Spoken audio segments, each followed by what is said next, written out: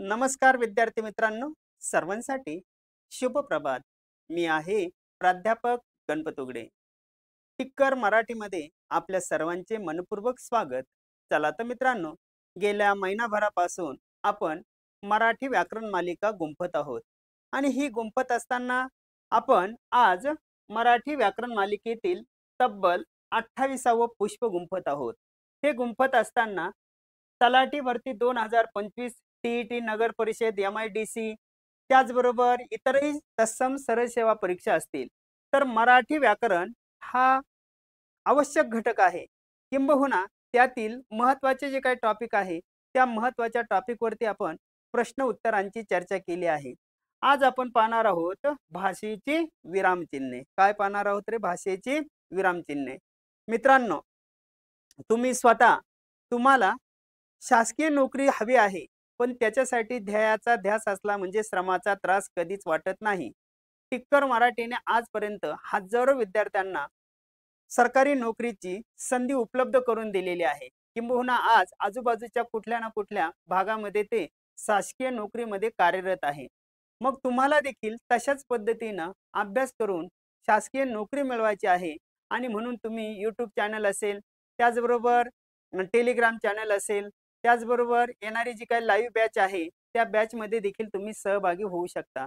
आमचे व्हिडिओ जर तुम्हाला आवडत असतील तर जरूर लाईक करा, शेअर करा, बेल आयकॉनला प्रेस करा आणि यामध्ये तुमच्या कोणत्याही प्रकारच्या शंका असल्यास कधीही केव्हाही तुम्ही आम्हाला त्या विचारू शकता. ठीक आहे. चला तर मित्रांनो, मी नेहमी तुम्हाला सांगत आलोय की आपल्याकडे अनुभवी फॅकल्टी वगैरे आहेत. गणित असेल, बुद्धिमत्ता असेल, मराठी असेल, त्याचबरोबर इंग्रजी असेल, एक्सपर्ट फॅकल्टी वगैरे आहे आणि म्हणून वारंवार त्या ठिकाणी तुम्हाला हा भाग तुमच्या समोर प्रश्न उत्तराच्या स्वरूपात आम्ही मांडत आहोत. चला, आता आपण या ठिकाणी अभ्यास करणार आहोत आज भाषेची विरामचिन्हे. 100% मराठी व्याकरणामध्ये याच्यावरती प्रश्न हे असतातच. ओके, चला आपण पाहतोय भाषेची विरामचिन्हे. मग विरामचिन्हांचा विचार करत असताना या ठिकाणी आपण अभ्यास करणार आहोत. पहा, आजचा आपला घटक आहे भाषेची विरामचिन्हे. विराम चिन्हे.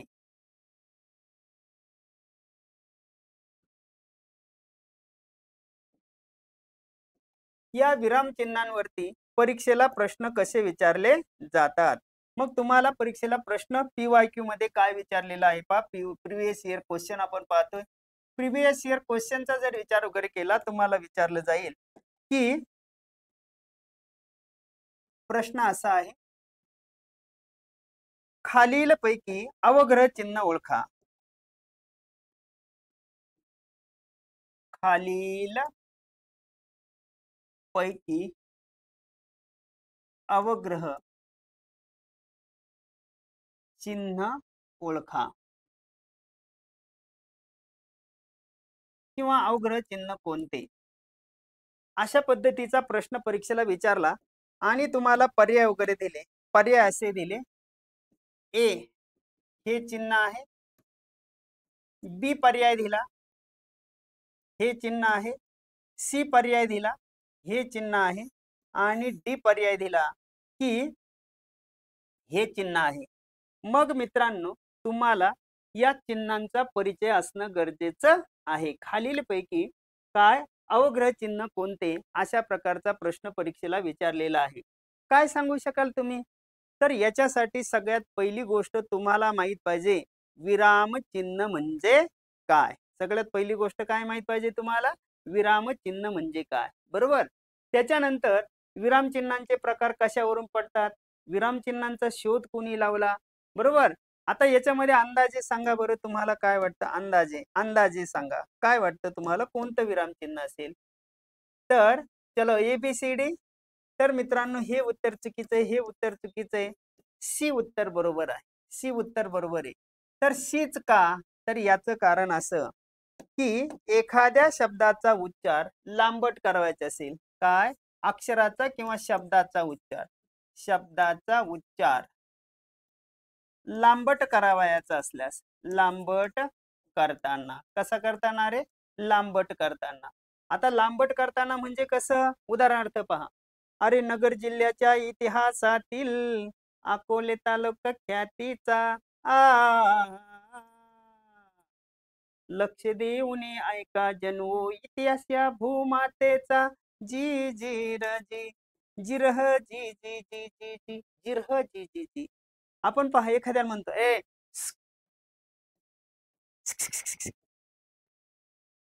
बरोबर आहे.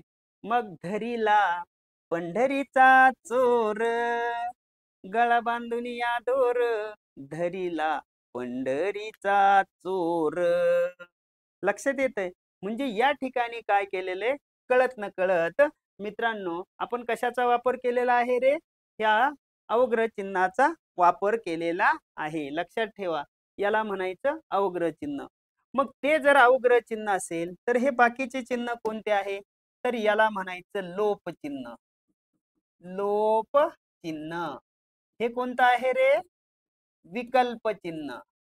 विकल्प चिन्ह. हे कोणतं आहे मग? याला म्हणायचं अवग्रह चिन्ह. हे कोणतं आहे? याला म्हणायचं संयोग चिन्ह. संयोग चिन्ह किंवा त्याचं स्पष्टीकरण चिन्ह असतं. तर यासारखे प्रश्न परीक्षेला विचारले जातात. या प्रश्नांची उत्तर येण्यासाठी आता आपण पाहतोय भाषेची विरामचिन्हे. चला पाहूया विरामचिन्हे. आता पहा बरं का. मग आता या विरामचिन्हांचा जर विचार वगैरे केला, विराम चिन्हे पहा. आता विराम चिन्हांचा विचार करतोय आपण. काय होतं? मी एक वाक्य लिहितो. रामायण कोणी लिहिले आहे का तुला ठाऊक? रामायण एका साध्या कोळ्याने लिहिले. पहा मित्रांनो, इथं काय केलेलं आहे? इथं कोणत्याही प्रकारच्या विरामचिन्हांचा वापर केलेला नाही. मग कोणत्याही प्रकारच्या विरामचिन्हांचा वापर केला नाही, परंतु इथं पहा, इथं काय होतंय की रामायण कोणी लिहिले आहे असं वाचलं जातंय. म्हणजे भाषेचे प्रकट वाचन करत असताना कुठे थांबायचं, कुठे आवाजाचा चढ उतार करायचा, तर हे आपल्याला समजणं गरजेचं आहे. इकडचा तिकडं झाला तर धचा काय होतो? मा होतो. आता मुलं वाचताना कसे वाचतील पहा. रामायण कोणी लिहिले आहे? का तुला ठाऊक? रामायण एका साध्या कोळ्याने लिहिले. हे चुकीचं आहे, बरोबर आहे ना? परंतु कसं म्हणावं लागेल? तर इथं असं म्हणावं लागेल पहा. रामायण कोणी लिहिले? स्वल्पविराम. आहे का तुला ठाऊक? प्रश्नचिन्ह. रामायण एका साध्या कोळ्याने लिहिले. पहा, रामायण कोणी लिहिले? थांबलोय म्हणजे स्वल्पविराम. आहे का तुला ठाऊक? प्रश्नचिन्ह. रामायण एका साध्या कोळ्याने लिहिले. याचा अर्थ काय होतो पहा. याचा अर्थ असा होतो, तुम्हाला लक्षात घ्यायचं आहे की भाषेचे प्रकट वाचन करत असताना, भाषेचे प्रकट वाचन करत असताना कळत नकळत, कळत नकळत, कळत नकळत आपण थोडे थांबतो. आपण थोडे थांबतो. थोडी विश्रांती घेतो. थोडी विश्रांती घेतो. तो विराम, तो विराम ज्या चिन्हांनी दाखवला जातो, तो विराम ज्या चिन्हांनी दर्शविला जातो त्यास भाषेची विराम चिन्हे म्हणतात. त्याला भाषेची काय म्हणायचंय रे? विराम चिन्हे म्हणतात. ठेवा लक्षात. भाषेचे प्रकट वाचन करत असताना कळत नकळत आपण थोडे थांबतो, थोडी विश्रांती घेतो. तो विराम ज्या चिन्हांनी दर्शवला जातो त्या चिन्हांना भाषेची विरामचिन्हे असे म्हणतात. पहा, विचार करा, ठेवा लक्षात. भाषेचे प्रकट वाचन करत असताना कळत नकळत आपण थोडे थांबतो, थोडी विश्रांती घेतो. तो विराम ज्या चिन्हांनी दर्शवला जातो त्या चिन्हांना भाषेची विरामचिन्हे असे म्हणतात. मग ही जी काही विरामचिन्ह वगैरे आहे, या विरामचिन्हांचा शोध. आता हा शोध कोणी लावला? विरामचिन्हांचा शोध किंवा त्याला जनक म्हटलं जातं. तर ते जनक आहे मेजर थॉमस कॅन्डी. कोणते आहे रे? Major Thomas Candy. Major Thomas Candy. Okay. तर मेजर थॉमस कॅन्डी हा ब्रिटिश अधिकारी वगैरे होता. सावित्रीबाई फुलेंनी भिडेवाड्यामध्ये जिथं मुलींची पहिली शाळा सुरू केली होती, 1818ला पेशवाईचा अस्त झाल्यानंतर ब्रिटिशांनी त्याच ठिकाणी एक हायस्कूल सुरू केलं आणि त्या हायस्कूलचे मुख्याध्यापक होते मेजर थॉमस कॅन्डी. याने सर्वप्रथम इंग्रजी भाषेमध्ये विरामचिन्हांचा वापर सुरू केला आणि मग नंतर हळूहळू काय त्याच्या लक्षात आलं की मराठी भाषेमध्ये अशा प्रकारची अडचण होते आणि मग त्याने काय केलं, मराठी भाषेमध्ये विरामचिन्हांचा वापर सुरू केला. येतंय लक्षात? वाचा, व्याख्या लक्षात ठेवा, पहा. ठीक आहे, चला आता पुढे जाऊया. आता ही जी काही विरामचिन्ह आहेत ना, या विरामचिन्हांचे दोन प्रकार पडतात. विरामचिन्हे प्रकार, विराम चिन्हे प्रकार. या विरामचिन्हांच्या प्रकाराचा जर विचार वगैरे केला तर हा विचार करत असताना इथं तुम्हाला लक्षात ठेवायचं आहे की त्याचे दोन प्रकार पडतात. एक, विराम दर्शविणारी चिन्हे. एक काय रे पाहिलं आपण? विराम दर्शवणारी चिन्हे. आणि दुसरा प्रकार आहे अर्थबोध करणारी चिन्हे. एक आहे विराम दर्शवणारी चिन्हे आणि दुसरी आहे अर्थबोध करणारी चिन्हे. आता विराम दर्शवणारे चिन्ह म्हणजे काय? तर विराम दर्शवणाऱ्या चिन्हामध्ये मित्रांनो पूर्णविराम, स्वल्पविराम,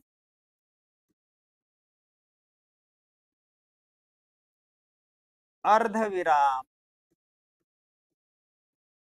आणि चौथा आहे अपूर्णविराम. अर्थबोध करणाऱ्या चिन्हांचा जर विचार वगैरे केला तर तिथं आहे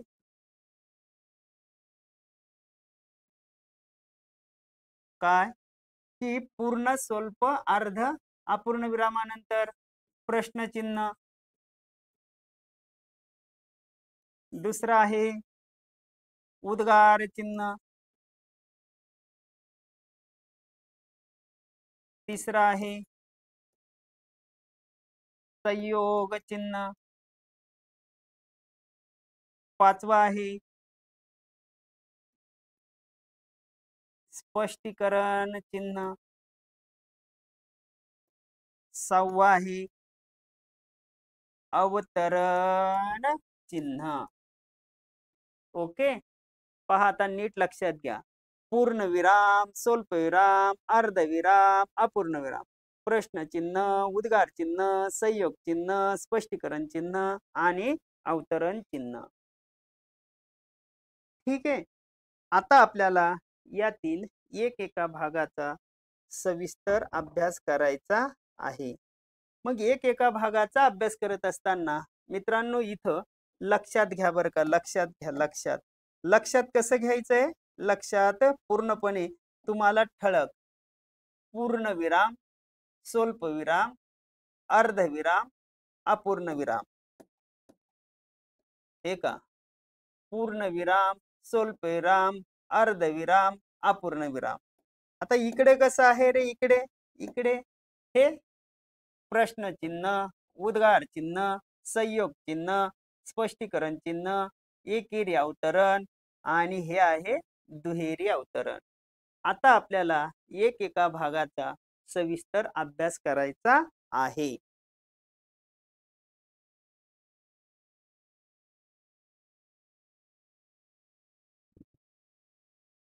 चला पटापट लक्षात ठेवा.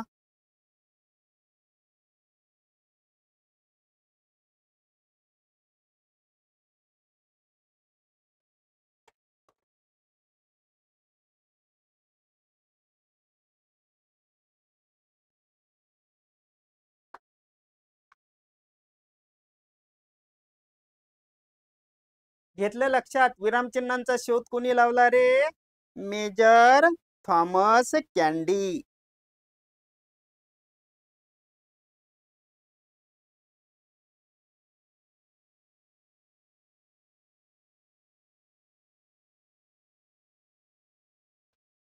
चला पुढे जाऊया आपण. आता आपल्याला ही जी काही विरामचिन्ह आहेत या विरामचिन्हांचा सविस्तर अभ्यास करायचा आहे. सविस्तर अभ्यास करत असताना मित्रांनो, ही आहे विराम दर्शवणारी चिन्ह. विराम दर्शविणारी चिन्हे. ही कोणती चिन्ह आहे रे? विराम दर्शवणारी चिन्ह. मग विराम दर्शवणाऱ्या चिन्हामध्ये इथं तुम्हाला लक्षात घ्यायचं आहे. मग विराम दर्शवणाऱ्या चिन्हामध्ये हा आहे क्रमांक. क्रमांकामध्ये हे चिन्हाचे नाव, नंतर हे चिन्ह, चिन्हानंतर केव्हा वापरतात,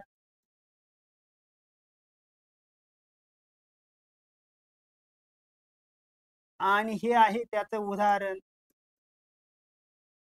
तर अशा पद्धतीनं हा चार्ट आपला तयार झालेला आहे. मग याचा जर विचार वगैरे केला, हे पहा, हा झाला आपला क्रमांक, हे झालं चिन्हाचं नाव, हे झालं चिन्ह, चिन्हानंतर केव्हा वापरतात, आणि त्याचं हे काय झालं? उदाहरण. अशा पद्धतीने हा आपला चार्ट तयार झालेला आहे. हा चार्ट तयार झाल्यानंतर आता पहा, एक भाग आपण या ठिकाणी अभ्यासणार आहोत. एका भागाचा विचार करत असताना पहिलं चिन्ह आहे, त्या पहिल्या चिन्हाचं नाव आहे, त्याला काय म्हटलं जातं रे? पहिल्या चिन्हाला त्याला म्हटलं जातं पूर्णविराम. पहिलं चिन्ह आहे त्याचं नाव आहे पूर्णविराम. मग या पूर्णविरामाचा विचार करत असताना हे आहे पूर्णविराम. पूर्णविरामामध्ये एक केव्हा वापरतात? पहिली बाजू अर्थपूर्ण वाक्याच्या शेवटी. अर्थपूर्ण वाक्याच्या शेवटी. उदाहरण, तो घरी गेला. आता तो घरी गेला, वाक्य पूर्ण झालंय, बरोबर आहे ना? वाक्य काय झालं? पूर्ण झालं.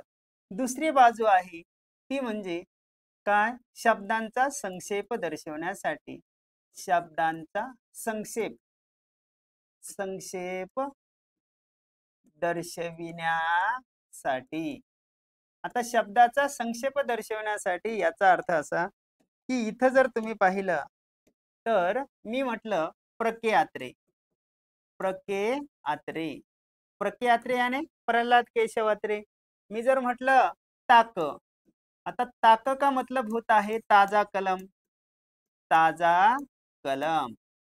कलोआ. कलोआ. कलोआ याने कळावे लोभ असावा. कळावे लोभ असावा. कळावे लोभ असावा. पहा किती सोपं असतं ना? प्रत्येक गोष्ट एकदम सरळ सरळ पाहिजे असते. मग पहा, पूर्णविराम हे चिन्ह दाखवलंय अर्थपूर्ण वाक्याच्या शेवटी, आणि तो घरी गेला. दुसरी बाजू दाखवली शब्दाचा संक्षेप दर्शवण्यासाठी. संक्षेप म्हणजे संक्षिप्त रूप, जसं प्रके आत्रे, प्रल्हाद केशव आत्रे. प्रके आत्रे याने प्रल्हाद केशव आत्रे. आता मी तुम्हाला इथं दाखवतो बरं का. प्रल्हाद केशव आत्रे, हे झालं पूर्ण रूप.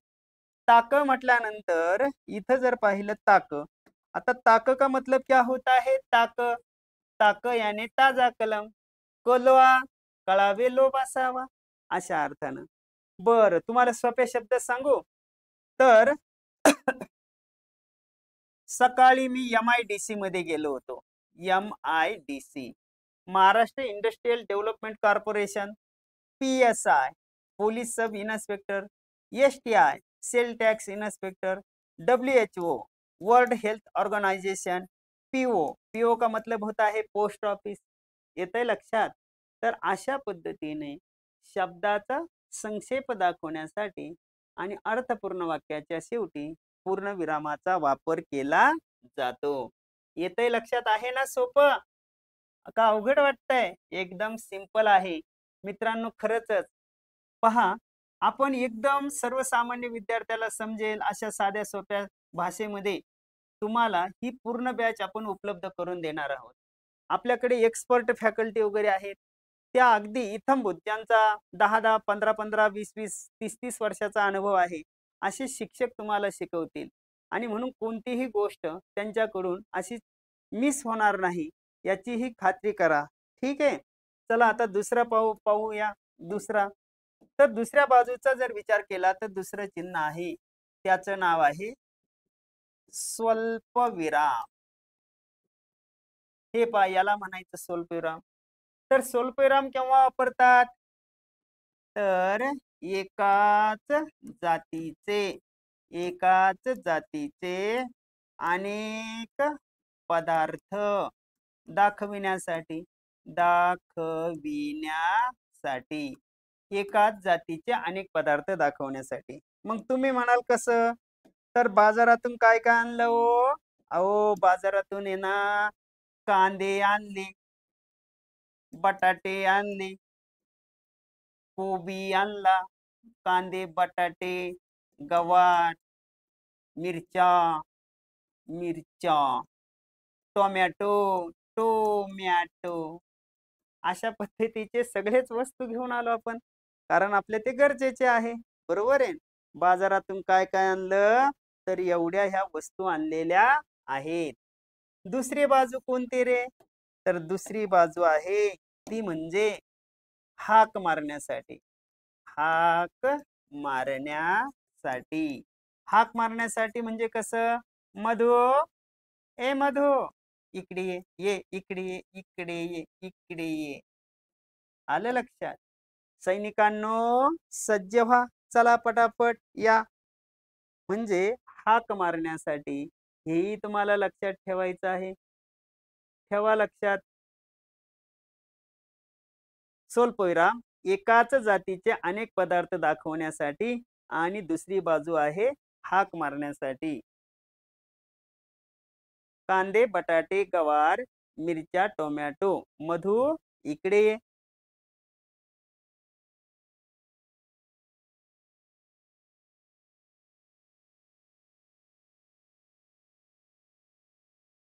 चलायचं पुढे. हाय झाली एक बाजू. चला आपल्याला पुढे जायचं आहे. पुढे जात असताना पुढची बाजू काय आहे पहा? पूर्ण स्वल्प. आता स्वल्प विरामानंतर पुढचा जो काही भाग आहे त्या भागाचा विचार करत असताना तिथं आहे, काय आहे रे? तर ते आहे तिसरी पूर्ण स्वल्प अर्धविराम. तिसरी बाजू आहे अर्धविराम. अर्धविराम. आता अर्धविराम कोणता रे? हे दोघ जण एकत्र येतात आणि हा अर्धविराम तयार होतो. अर्धविराम केव्हा? तर दोन वाक्यात, दोन छोटी वाक्य, दोन लहान वाक्य एकत्र जोडताना,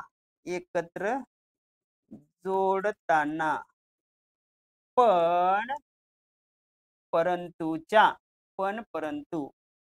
या शब्दयोग्य उभयान्वयी अव्ययाच्या अगोदर पण परंतु या उभयान्वयी अव्ययाच्या अगोदर वापरतात. लक्षात ठेवा. काय दोन छोटी छोटी वाक्य एकत्र जोडण्यासाठी पण परंतु या शब्दयोग्य अव्ययाच्या अगोदर काय वापरलं जातं रे? अर्धविराम. उदाहरण पहा, दोन लहान वाक्य. ढग गरजत होते पण पाऊस पडला नाही. पाऊस पडला नाही. ढग गरजत होते पण पाऊस पडला नाही. ढग गरजत होते एक वाक्य झालं, पाऊस पडला नाही दुसरं वाक्य झालं. पण ते कशाने जोडलं रे? पणने जोडलं. लक्षात येतं ना कशाने जोडलेलं आहे? पणने. हे तुम्हाला लक्षात घेणं गरजेचं आहे. ठेवा लक्षात.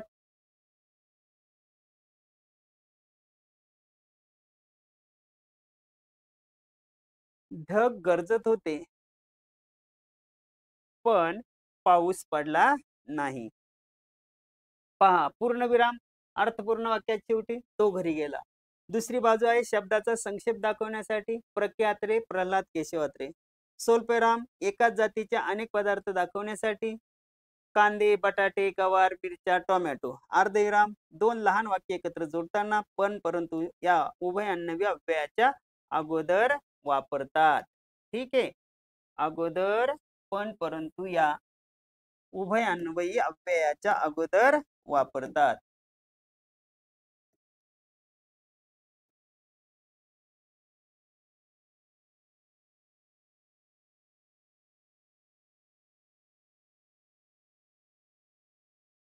आलं लक्षात. आता लास्ट चौथं. आता चौथं काय आहे रे? चौथ्याचं नाव पूर्ण स्वल्प, त्यानंतर आहे अर्धविराम. आता लक्षात ठेवा,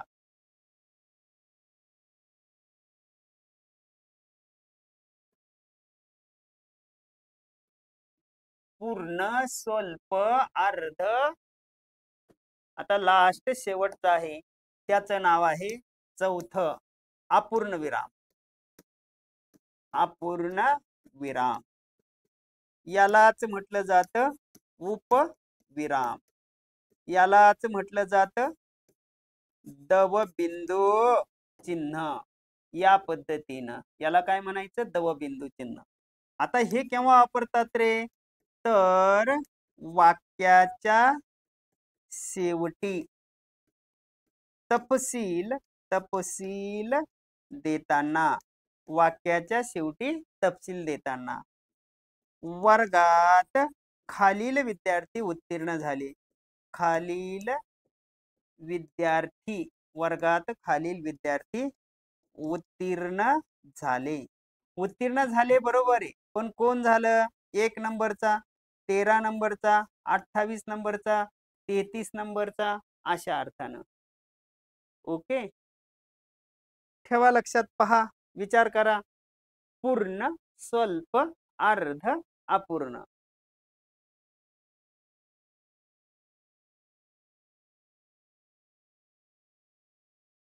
पूर्ण स्वल्प अर्ध आणि काय आहे रे? अपूर्ण.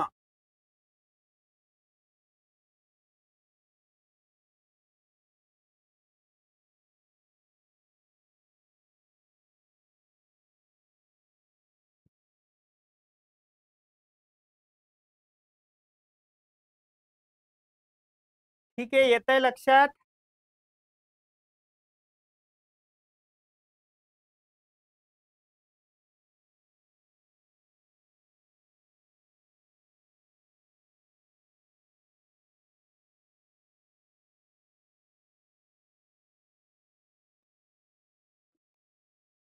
पहा मित्रांनो, पुन्हा एकदा